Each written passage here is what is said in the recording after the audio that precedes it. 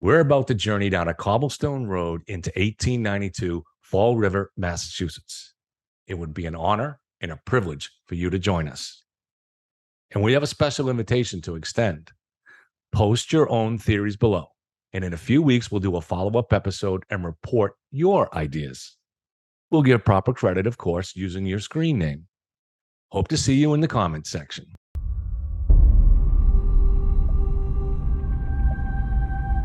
This is the mother of all true crime riddles, and it's time for a convincing new theory.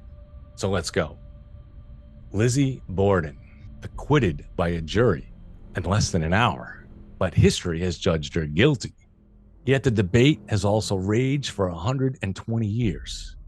The reason it never stops being interesting is because the evidence strongly, convincingly, weirdly supports both positions.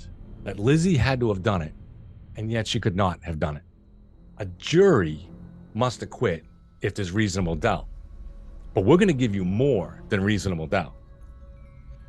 And we're going to unlock the mystery by asking two simple questions, questions that for some reason no one else has ever asked before.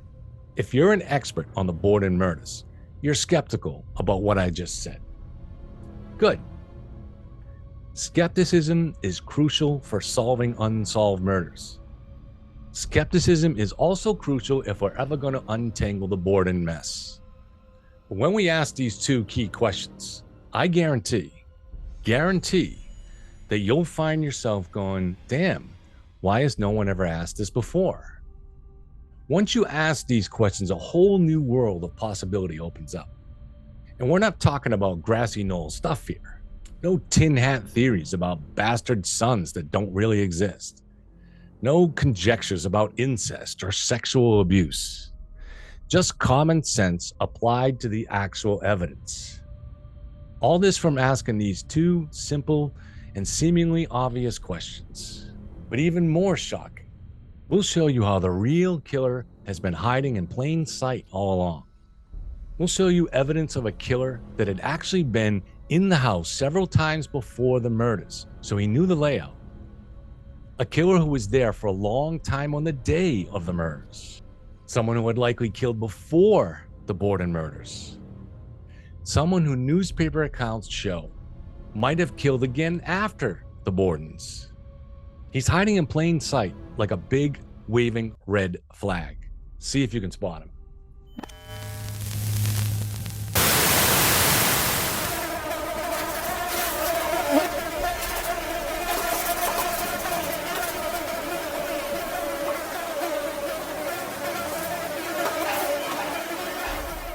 In the next episode, we'll go into detail about the timeline.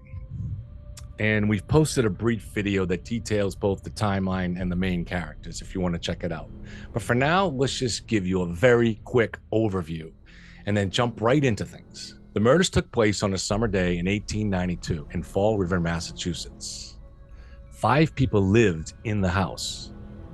Andrew, his wife Abby, the oldest daughter Emma, Lizzie, who was 32, and Bridget, the Irish maid. Emma was actually out of town that week. Andrew left to go downtown for his usual business around 9 a.m. Abby instructed Bridget to wash the windows, both inside and outside. Lizzie was doing her ironing within the dining room. Around 9:30, Abby went up to the guest room on the second floor to tidy up after the guests that had stayed there that night. Somewhere around this time, she was hacked to death. All the windows were open on this hot summer day. The neighborhood was densely packed, the homes close together with very small yards. All the houses had open windows. All of them had residents at home, but no one heard a cry or a scream. Bridget heard nothing from the yard where she was washing the windows. Lizzie heard nothing from the dining room below. None of the neighbors heard anything. This was all before the invention of automobiles. So it would have been quiet on the street, even though it was busy with pedestrian traffic. There was a ton of activity with people working in their yards or walking down the street. Yet no one heard anything unusual, no cry, no scream. The open window from the small room Abby was killed in was only about 25 feet from the sidewalk. Abby weighed over 200 pounds, but no one inside the house heard her fall. Bridget was outside doing the windows and talking to another servant in the next yard. During this time, she didn't see or hear Lizzie. She also didn't see or hear anyone enter or leave the house. Around 10:45, Andrew came back home. Andrew and Lizzie had some casual conversation about going shopping for dress material. Bridget went up for a nap a few minutes before 11. Around the same time, Andrew himself lied down on the couch for a nap. Lizzie testified she went into the yard and then the barn, perhaps for 10 or so minutes. She came inside and found Andrew killed. She called Bridget down. This was around 11:08. The police were eventually called from a nearby stables at exactly 11:15. It would have been extremely difficult for an intruder to get into the house unseen, kill Abby, wait around more than an hour, then kill Andrew, and get out with no one inside or outside the house in the neighborhood seeing him leave.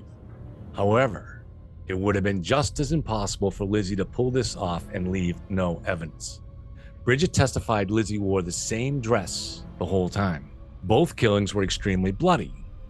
No blood evidence was found on Lizzie's shoes, her stockings, her dress, or her person. Well, actually, a tiny drop of blood was found, but this was said to be old menstrual blood, and the lab confirmed this, as much as that kind of thing could be confirmed in 1892. So that's a summary of things. But what's so tantalizing about this case is that the closer and closer you look at the evidence, the more it seems both things are true. That Lizzie had to have done it, and that she couldn't have done it. With an unsolved crime, one thing we want to look for is anything that happened which was out of the ordinary. Like someone calling in sick for the first time, maybe an open window that's not usually open, the midnight phone call, the smashed headlight, the strange cigarette ashes in the attic. Well, how about this one? The unexpected guest. Yes, that's a good place to start here. John Vinicum Morse, Lizzie's mysterious uncle, who just happened to come from out of town to visit the night before the murders. He slept in the very same room where Mrs. Borden would be hacked to death just hours later. After having breakfast with Mr. Borden, he left at 9 a.m. to visit other friends and relatives in town. Around 11:20 a.m., just as police were hurrying to the Borden house, Morse was leaving the home of his relatives a mile and a half away in order to return to the Bordens. He took a horse-driven trolley on the way back and later reported that 6 priests rode in the car with him. This fact was eventually corroborated by investigators, thus establishing his alibi. But here's where it gets odd. Even though Morse, born and raised in Fall River, knew the city well, for some strange reason, he stopped someone on the way back and actually asked for directions. When he had left that morning, he walked to each of his several stops around town, so he certainly knew his way around. He then took a trolley back to the Bordens and got off on Main Street 2 blocks from the Borden house, where they'd lived for 20 years, where Morse had been many times before. Yet he stopped and asked someone for directions, conveniently, of course, further cementing his alibi. He's also said to have reported the number of the streetcar he rode and also the badge number on the conductor's cap. Those are very unusual things to observe and memorize. Was he normally that observant? Or was he trying extra hard to establish where exactly he was at that time? About 10 minutes later, Uncle Morse arrived at the Borden house. He walked by the side entrance, but paid no attention to the large man in the red plaid shirt guarding the screen door. By now, word of events had been spreading rapidly through the city, and you can imagine the chaotic activity going on around the house. But he noticed nothing out of the ordinary. No crowds, no police. He went to the backyard where there was a pear tree. He stopped to eat a pear. Then he had a second one. This was observed by witnesses. From where he stood eating, he could see the side door through which the police, doctors, and neighbors were coming and going. He could see the street where a crowd was starting to gather. He could see the barn where some people were already starting to search for the killer. But Morse either didn't notice or found none of it out of the ordinary. Sensing no urgency, he ate his pears. He had absolutely no curiosity about what was going inside the home of his nieces and good friend Andrew.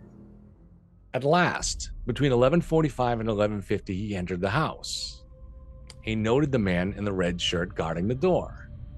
He noted Bridget, the maid, sitting on the stairs just inside that door. And finally, that was when he learned that the Bordens had been brutally killed. His sister, who married Andrew Borden, had died more than 2 decades ago. Abby Borden, now lying dead up in the room he himself had just awoken in hours ago, had been the woman to replace his sister, marrying Andrew and becoming the girl's stepmother. There's no question Morse's behavior stands out as strange, but human beings are very diverse. Human behavior can be very unpredictable. So was it just an oddity that John Morse seemed to go to such lengths to establish his airtight alibi? That he lingered in the backyard eating pears while events unfolded inside and around the house? Perhaps. And was it just coincidence that he showed up for a visit the night before the murders without a change of clothes? Let's move on to the curious case of Dr. Bowen. The family's doctor, C. Bertie Bowen, lived right across the street. He was also a friend of the family. In fact, on at least a couple of occasions, with the rest of the family out of town, Lizzie had been home alone and the good doctor had accompanied her to church. They sat in the Borden pew. Now, there's nothing necessarily unusual about any of that, but several things Dr. Bowen did the day of the murders were unusual. Again, human behavior can be very unpredictable. It can be odd, but anything unusual in an unsolved murder case deserves a closer look. About 11:15 in the morning, Dr. Bowen returned to his home from a house call. His wife told him he was urgently needed across the street at the Bordens. Bridget had run over only moments before to call on the doctor's help. Andrew had been attacked and lay gravely wounded or worse. Dr. Bowen reacted in horror at the sight of Andrew's butchered face. He was described as actually shedding tears. It wouldn't be at all unfair to say he kind of lost it a little. In fact, he remained a little unhinged throughout the day. The doctor instructed Bridget to retrieve sheets to cover the body, but Bridget was understandably reluctant to go further into the house. Who knew where the murderer was? He could still be inside the house. Strangely, this never seemed to worry Dr. Bowen, who sent for his wife to come over. When Bridget, along with Mrs. Churchill, the next-door neighbor, went upstairs for the sheets, Bowen had a moment alone with Lizzie. She instructed him to go downtown and telegraph Emma, who was out of town visiting, as we said. Dr. Bowen raced downtown to the post office. By this time, the first officer had arrived at the Borden house. The Fall River police had been called at 11:15, but most of the police that day happened to be enjoying themselves at a town picnic, so they were severely short-staffed. In fact, Officer Allen, the first cop on the scene, had been forced to post a private citizen, Charles Sawyer, as a guard at the entrance of the house. This was the big man in the red plaid shirt guarding the door. Sawyer later testified that the first thing he did was lock the cellar door. He said he was worried the killer might still be inside the house. Understandable. But Dr. Bowen had no such concern. Instead of sending his boy driver to send the message to Emma, he went himself, leaving his wife and the other women in the house, where a killer might still be lurking. We would expect that after sending the telegraph, Dr. Bowen would feel urgency in getting back to the house, where blood still gushed from the head of his murdered patient, where his wife was now helping out, where a killer was on the loose. But he first stopped at the drugstore across from the post office in order to tell a friend what had happened. Then he finally returned to the Bordens. He wasn't gone very long from the murder scene, but oddly he seemed not worried about the killer on the loose. When he finally got back to the Borden house, he was informed that they had just found the body of Abby on the second floor. He hurried upstairs. Again, the doctor's behavior becomes very strange. Abby had suffered about 20 hacks to her head. Her body was found lying on her front, the back of her head utterly destroyed and surrounded by a large pool of blood. Yet, two police officers testified that Dr. Bowen said something very strange. He said that Mrs. Borden must have witnessed the murder of her husband, fled upstairs, and then died of fright. They claimed that he told them this after having gone into the room where she lay dead in a pool of drying blood. Did the doctor even check on his patient before making such a pronouncement? There are more odd reports on Dr. Bowen, and we'll touch on them in a later episode, but let's tease you with this one more. As the investigation proceeded, with more cops and more doctors arriving, an officer observed the doctor doing something very suspicious. He produced a scrap of paper from his pocket, a scrap with writing on it, then proceeded to burn it in the Borden stove. Catching the officer observing him, he explained that it was just something from his daughter. But the officer testified to seeing the name Emma on the paper. Maybe the note contained Lizzie's message to Emma calling her home. But why would the doctor lie about that? Why would he burn it? Whatever was on that note is now gone from history. You want reasonable doubt? How's this? The murder weapon was never found. Let that sink in. The murder of Andrew took place between 11 and 11:08. At about 11:08, Lizzie called Bridget down from her room. Few houses had phones in 1892, and the Bordens didn't. Mrs. Churchill, the Bordens' next-door neighbor, seeing Lizzie in distress, came over to help. She then went to find a doctor. She arrived at the nearby stables that did have a phone, and the police were called at exactly 11:15. If Lizzie killed Andrew, she didn't have more than a few minutes to clean herself up and hide the murder weapon, a weapon which was never found despite multiple determined searches. Police very quickly had fingered Lizzie as the main suspect. Within the hour, they were searching the cellar for a possible murder weapon. They were soon searching the rest of the house. These searches on the first day were determined but loosely organized. However, over the next few days, they conducted at least 3 very thorough, very organized, very determined searches because they were sure the weapon must be there. So if the weapon was there, it certainly would have been found. Without that weapon, there's almost no way to conclude Lizzie murdered her parents. At least, that is, not without reasonable doubt. August 4th, 1892, Fall River, Massachusetts. Andrew Borden was heading home early from his usual morning downtown. He reminded himself not to slump his shoulders as he made the short walk home. He was 70 years old, and the sweltering heat took its toll, especially since he hadn't felt very well the last couple of days. Tall and thin, he had trained himself as a young man not to slump, but with the temperatures hitting 100 degrees, it was hard not to wilt a little. His suit was plain and well-worn, but what else should a successful man want to wear? The other Bordens in Fall River, distant relatives, might tend to finery. But those Bordens had been born to wealth, so they didn't appreciate what actually went into making wealth. Andrew had started out as a carpenter, but the name Borden really meant something around these parts. There were Bordens at the founding of Fall River in colonial times.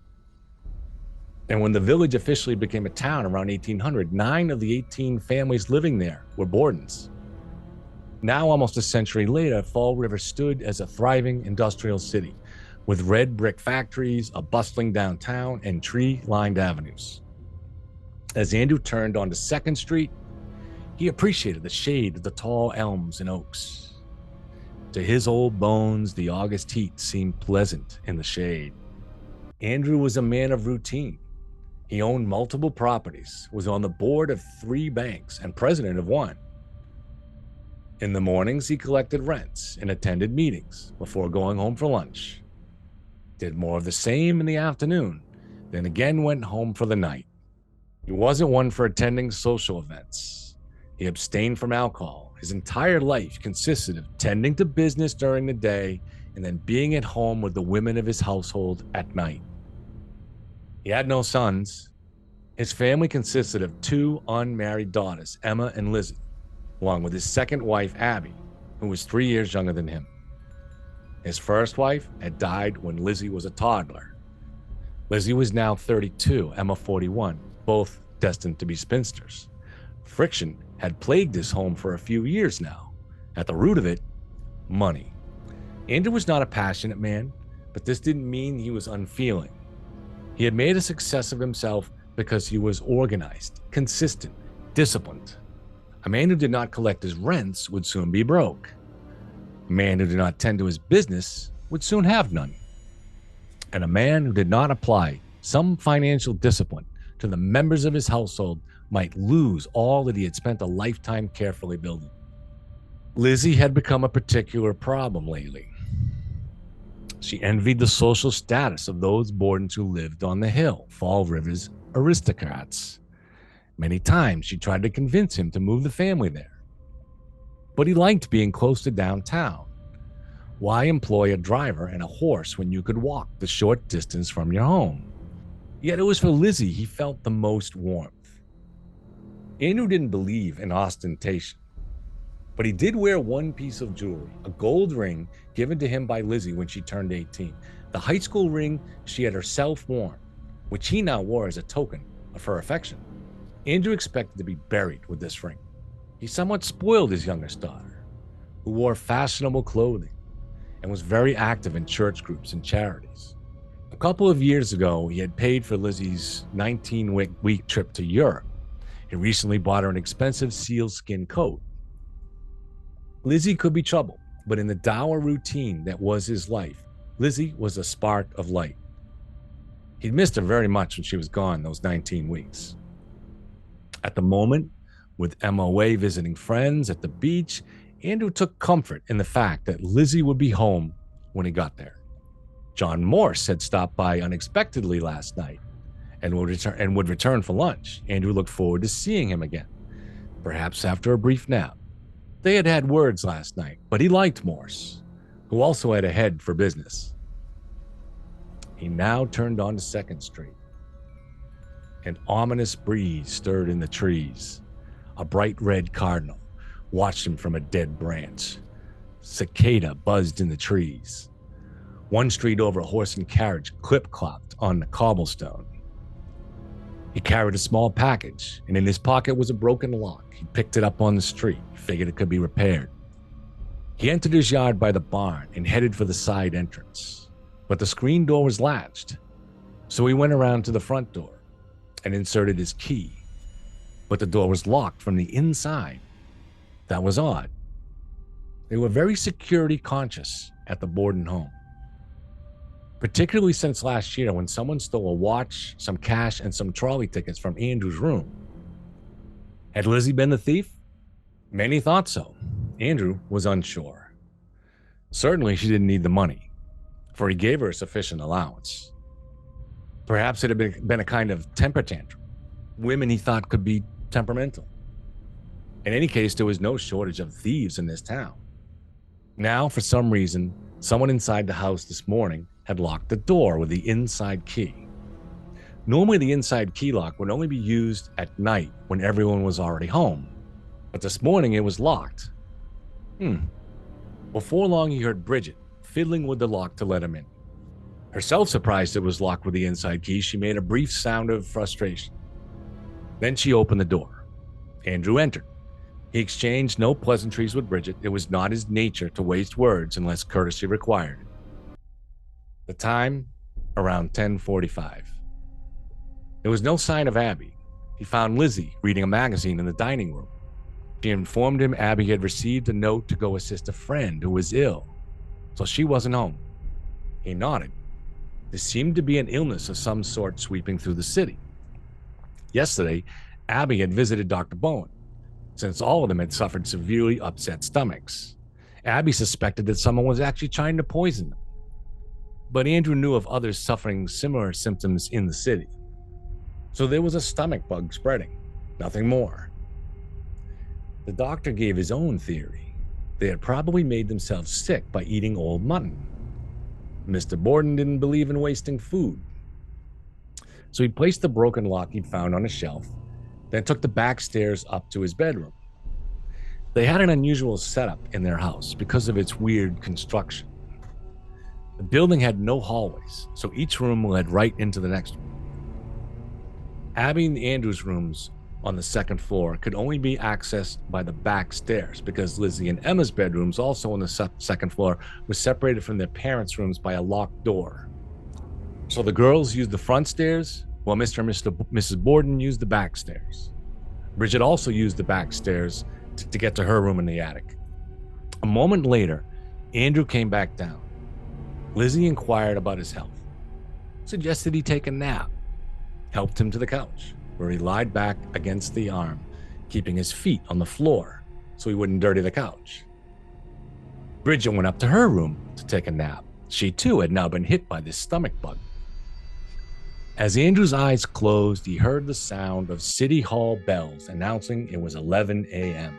Sleep descended, a much deeper sleep than he expected. Lizzie had to have done it, and yet Lizzie could not have done it. The debate has raged for 120 years. We won't settle it, but we will send the discussion in new directions. We'll unlock new doors to the mystery.